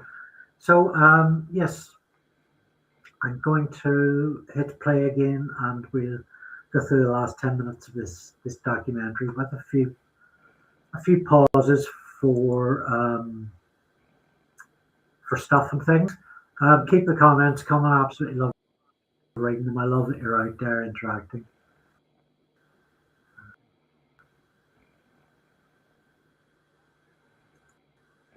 Oscar Wilde had now become the blueprint for what a homosexual is, and therefore, anyone who exists in the nebulous cloud around his traits is unacceptable and obviously gay. This is a twofold issue. For one thing, it narrowed the scope of what counts as correct masculinity. What makes someone a man is now inherently tied to sexuality, because gay men are now stereotyped as being effete and foppish, with eccentric fashion and artistic tastes. Gay men were also now pathologized, especially by the emerging realm of sexology, as being a different gender altogether. Now for the subsequent result of this happening. Effeminate gay men who identify with Wilde obviously began to imitate him more and more, as Wilde became an icon and sort of saint for the queer artsy underground, creating a self-fulfilling cycle. And then gay men who don't identify with Wildean traits and present more straight-passing don't easily fall into these stereotypes, so where do they fit in? Well, they get their own classifications too. More and more, the world of gay men evolves in sight of its newfound visibility and villainization, and the people who find community in being scorned do what many marginalized communities often do. They start to adopt the names thrown at them by normal people, the hateful and terrified outsiders, as traits that they're proud of. We're here, we're queer, and Oscar Wilde gave us a direction. So rarely before, if ever, had this invisible, disparate group of people ever had a figurehead who was so unashamed of being gay after he had been crucified for it. In trying to destroy Oscar Wilde to neutralize the gay threat, the court at Old Bailey caused the threat to instead bloom under pressure.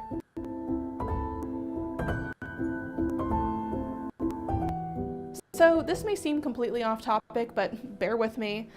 Almost exactly a year ago, I was trying to fly home from my research trip to Europe, going from Paris to Dublin to Chicago. Landing in Dublin, we hit an intense storm, and the plane had to abort landing multiple times before safely touching down. Even though I was on the plane to try and make my connection, I literally sprinted what felt like a mile through the extremely poorly designed Dublin airport. I still missed my flight and was also not given a new ticket. I was stranded in Dublin for days before I managed to get on a new flight home.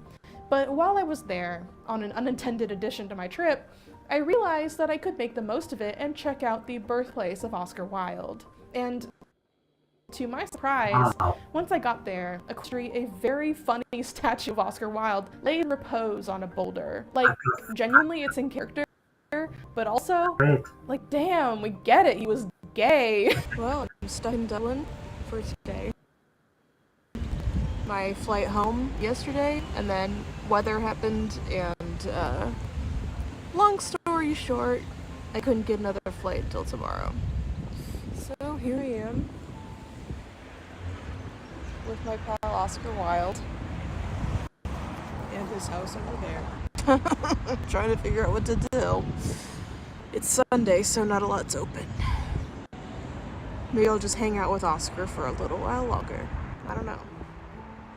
Even funnier, they have a QR code that you can scan that brings up the voice of Oscar Wilde, practically lisping about his childhood in that home. Behold me here, Oscar Fingal O'Flaherty Wills Wilde. An absurd assortment of names, I know. Splayed in effigy upon a rock, not a rotten tomato throw from the place of my birth. I might be a Prometheus in motley. All I lack is the eagle, which, when the gods, tired of tormenting me, gave up nor flapped contemptuously. But no, I am not Prometheus, nor was meant to be. For what I brought to the undeserving masses was not light, but laughter. Was that my artistic mistake, to make them guffaw when I should have had them weeping for the woes of the world? Fun, unfortunately, was so much fun. If you turn your back to me, I did so many, at the close of my bright day, that fecundated on her plinth, you will see over there on the corner the fine house in which in 1854 I was born. I wonder if I should have stayed in Dublin. A flailing whale in a pond of minnows. Mustn't brag, however. The mighty dead are required to be modest. It makes us less intimidating. Also they. Oscar Wilde? Modest? As I sat there listening to this audio and cackle, I had to admit that it probably is incredibly accurate, and maybe Wilde would have even approved of the statue. Ever the individualist, he probably would have loved this representation of himself in stark difference to basically every other statue of famed names in Dublin. He would have probably loved his infamy, the over-the-top caricaturization of his name and image. Last year as well, I saw a small local production of a queer take on the importance of being earnest, Wilde's play, and one heavily inspired by his quarrels with Bosie. I really felt like he may have loved that too if he were still around. Anything to keep his art alive, to evolve on it. And after I finished writing my script for this video, I remembered something else. She has a restaurant themed after Oscar Wilde. Obviously, I had to go check that out too. Oscar Wilde's name and art are forever omnipresent in the culture. By martyring him, the British court made him immortal. They created an infinite number of subsequent Oscar Wildes. By trying to make an example of the most famous, most identifiable homosexual, they bred a million of him forever after. Homophobia, as it is today, is ultimately the creation of the Oscar Wilde trial, and simultaneously threatened by it by bringing the queer community out of the shadows. True that in going into the libel trial, Wilde wanted to free himself of the ever-looming threat of his boyfriend's weird dad, but it was something much deeper too. As his grandson Merlin Holland writes, "If I could ask my grandfather a single question, it would have to be, why on earth did you do it? But there is no simple explanation for his conduct. Arrogance born of social and literary success, and the belief that he was in some way immune from the law, unquestionably played a part, as did a desire to please young Douglas. I am certain, too, that there was a perverse element of wanting to play out in court a theatrical piece whose prologue he felt he had written, but whose outcome was known only to the fates. The danger, as he later said of his demi-monde life, the danger was half the excitement. He truly fulfilled his childhood wish of entering a legendary court case of Regina v. Wilde, in defense of something ephemeral, something greater than just the law or just libel, which truthfully wasn't libel at all. Terrible as he was, The Marquess of Queensberry was never lying about Wilde being gay. His only crime was trying to weaponize it, and he correctly knew how to instigate both Wilde and his own son into their respective downfalls, which was honestly not that hard. Wilde made unbearably poor decisions pretty much every step of the way. It boggles the mind why he didn't take his friend's advice and ignore that card and go bide his time in France or something. But how could he turn down his own enormous ego and the whims of the temperamental man that he loved? Even so, years in prison didn't fully crush Wilde's spirit. I don't think anything really could. Although he was impulsive, prone to poor decisions, and admittedly a toxic hoe, he had his finger on the pulse, as usual, of the nature of a fight we're still today. In 1898, amidst his slowly failing health, he wrote in a letter, "Yes, I have no doubt we shall win, but the road is long and red with monstrous martyrdoms." Thank you for learning with me about the trials of Oscar Wilde. It truly was a wild one, but really, what it reminds me of is the fact that we have been here before many, many times. But there are things here that we can take inspiration from, and painful lessons we have to learn from. History, Nicole, but it doesn't have to be circular. So, don't forget to grab a copy of my graphic novel, Liberated: The Radical Art and Life of Claude Gahan, and until next time, wash thy hands, wear thy mask, and try to be earnest.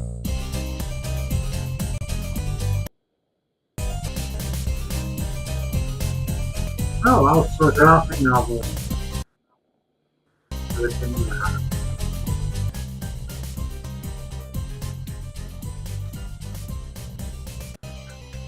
That was Casro, The Unhinged Trials of Oscar Wilde. There's a set up a link to that in the description after we finish broadcasting.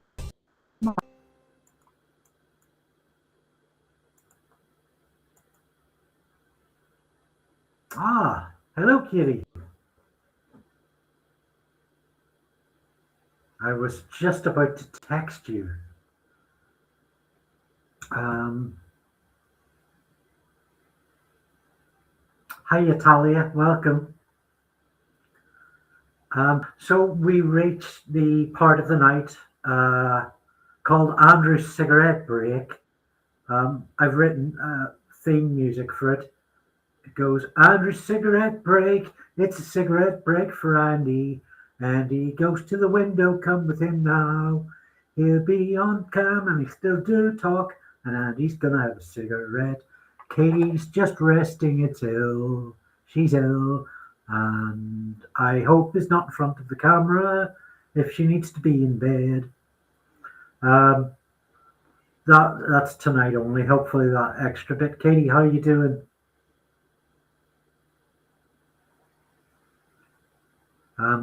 Just when the time is right there. Smoker though I am, I can't keep talking. And Katie can check in with us when she's ready to do so.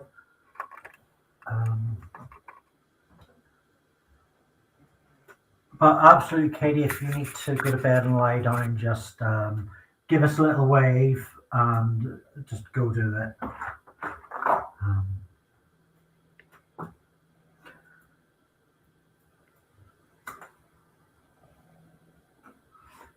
So,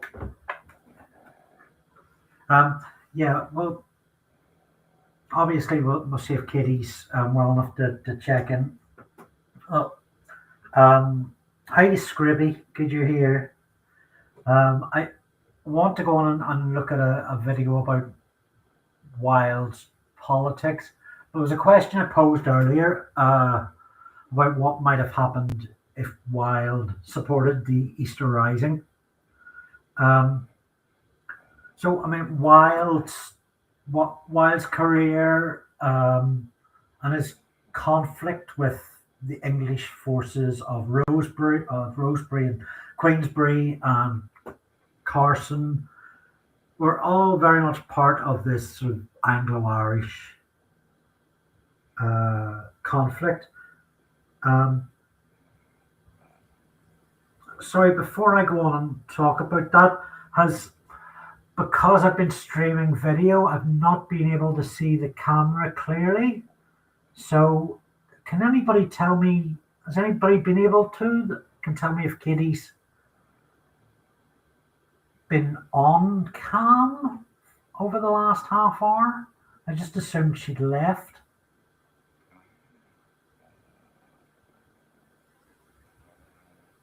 If she's been in that chair, I am going to give her a phone in that case, because I think she should be lying down.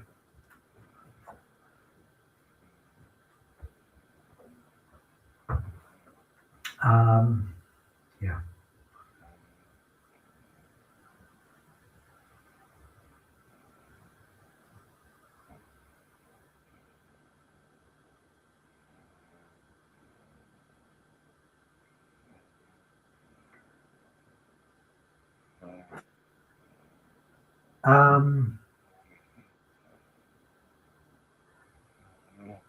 Just came on but seemed to slide forward. Okay.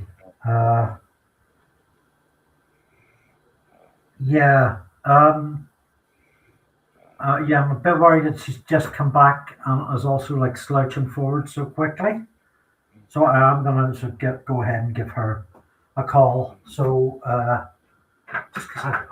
So I'm just gonna mute my mic. Let's see if I can talk to Katie.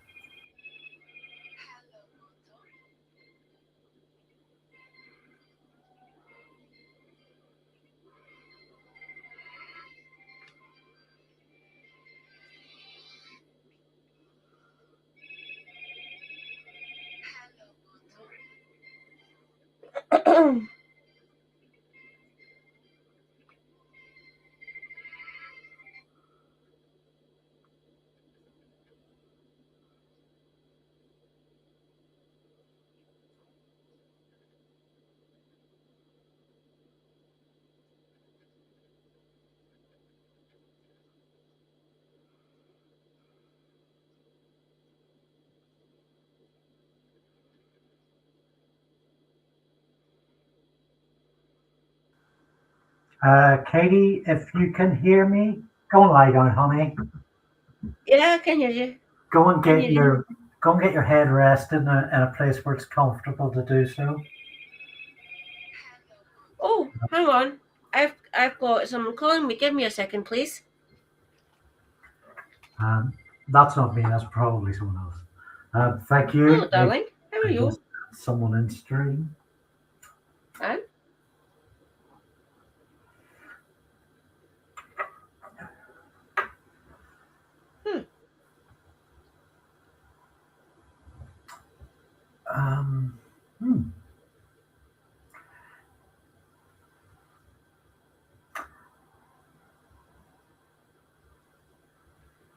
Yeah, so I mean, all against the backdrop of the Wilde trial was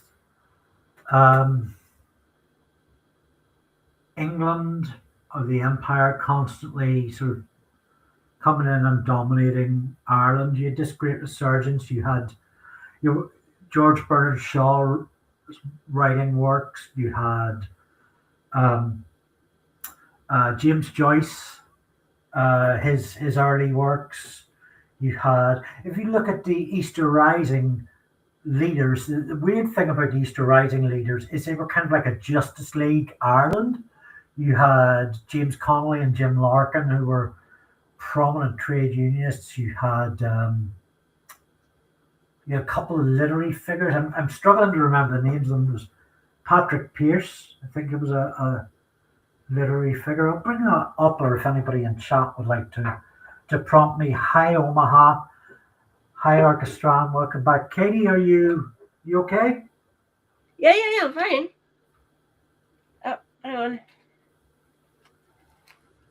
It was Orchestra was calling me. I called her back, but she didn't answer. Darling, are you okay? Are you there? Oh, you do, Katie. Oh, darling, thank you. No, I'm just a little bit sore and stiff and stuff, and dealing with it essentially. Why not? Yeah, Why not go fine. to Thank you for bed? calling me. Bring the tablet with it. Hang out. I will tie the stream off to a relatively satisfying conclusion of a little bit of length, and you can join us as an audience member. Cool. Thank you, Andy.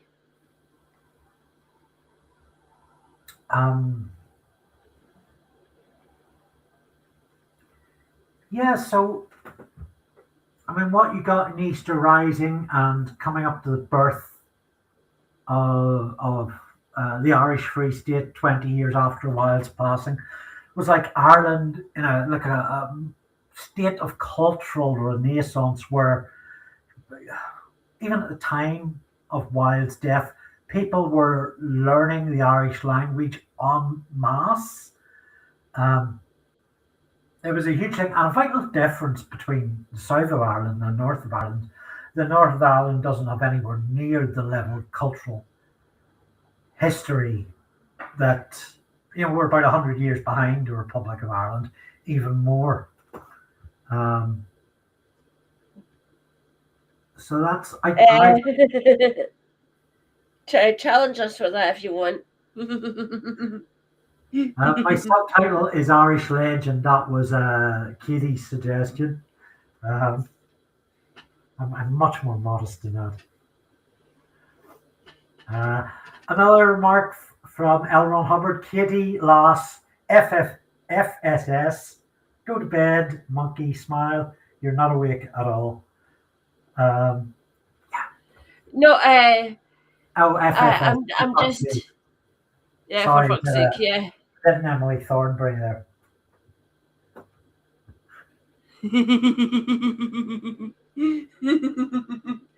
I can't wait till Tuesday. It's going to be epic. No, I'm not. I'm tired of it. I'm just more stiff than anything, and dealing with a lot of movement issues and some unbearable pain in my hips and my lower back. So, but other than that, I'm fine. As the Andree loyalists know, Saturdays in this season are very long days for me. So it'll do me no harm to get off to bed early as well, or not early, like an appropriate time. So, we absolutely end this stream soon or soonish. Were you? Where did you get to? Did you go and rest for a bit, or everything okay behind the scenes?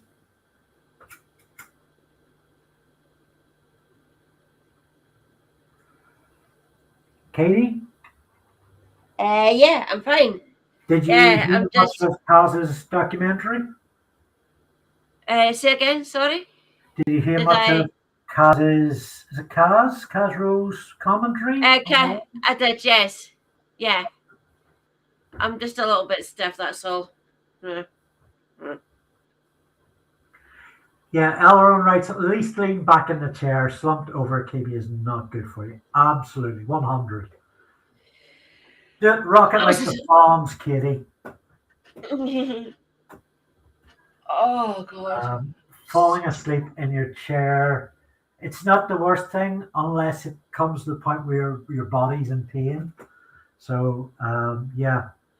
Oh, generally, I don't like streamers who fall asleep, but because it's you, I make a special exception. Oh, thanks. You're Oh no, I'm awake. I'm just a little bit stiff and a little bit sore. That's all. If anyone notices a right knee just lying about on the ground anywhere where you live, nab it and send it up to me, please. Oh, stupid.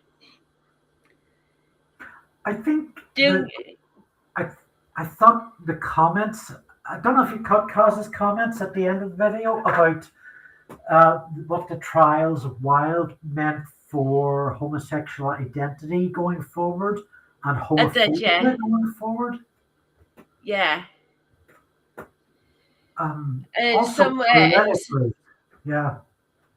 in some ways, that's due to Rosemary's, frankly, obsession. As far as I'm concerned, that man was obsessed. You had to blame someone for both of Queensberry, his sons. Yeah, Queensberry.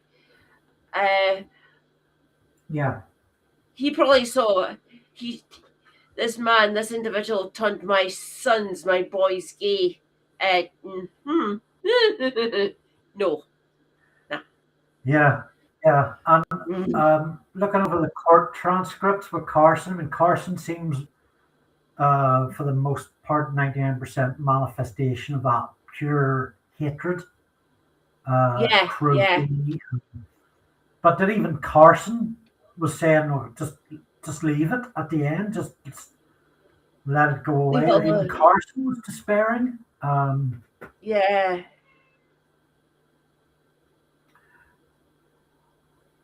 A lot of people at the time, while this trial was going on, saying, "Don't just water it if you want."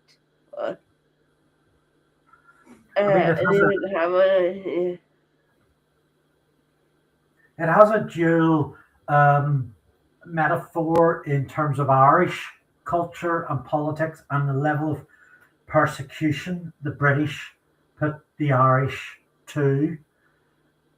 They could have easily dealt with the Easter Rising just by putting it down, letting it slide. But instead they executed the leaders, and it was those executions that spawned a new revolution that eventually ended with the Republic of Ireland leaving the Empire of Britain. So I think Wilde is very much in the DNA of Ireland as rebels.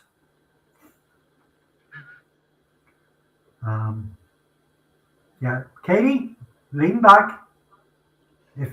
I'm just. If you're just resting your eyes, do it with your head back. It's not. Do you want to know something? Do you mind if we end? My joint pain and the stiffness is getting ahead of me. I need to relax. Yeah. Yeah, we've had a good stream nonetheless. Yeah. Absolutely. Go and get your head down, and perhaps for our audience as well, wouldn't hurt them to have some sleep too. Yeah. What is it you always said at the end of the stream? Self-care is good care? Yep.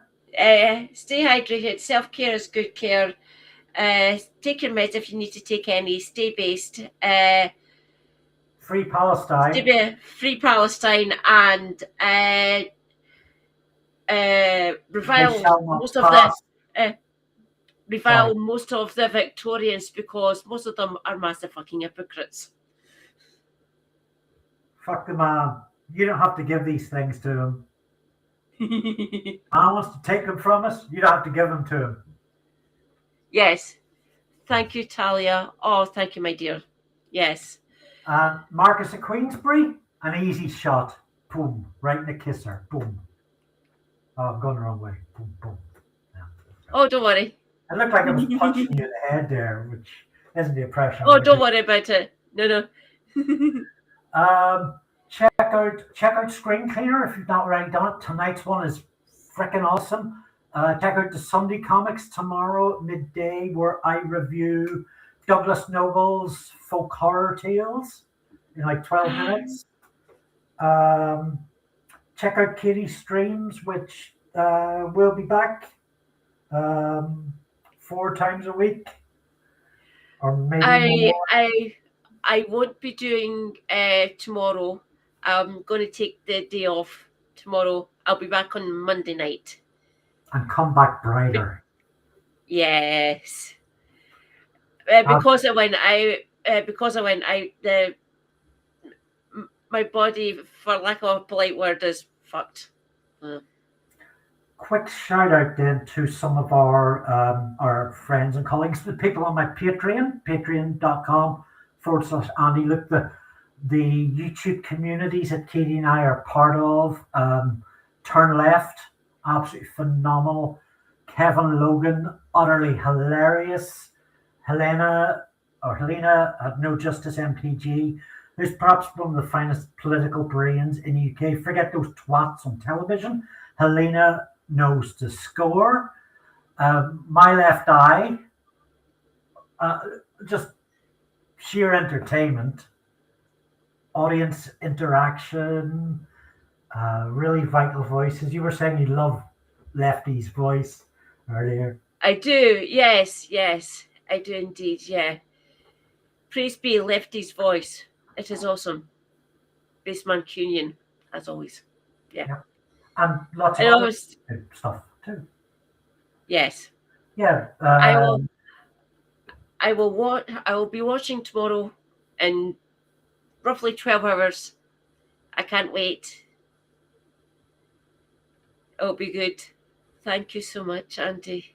I do apologise. Being kind of checked out a bit. Like I said, my pain and stiffness is getting ahead of me at the minute. I do apologise, chat. I am. Yeah.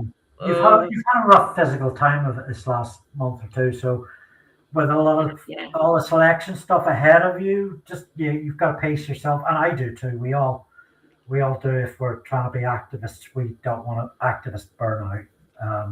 Thank you, Talia. So lots of love to you people. Kisses from Andy. I'll also pass your love along to the Gerbils. Thank you so much. Give them a pet for me. Will do. Stay based. Free Palestine. No pass. I will. No pasaran. Bye, everyone.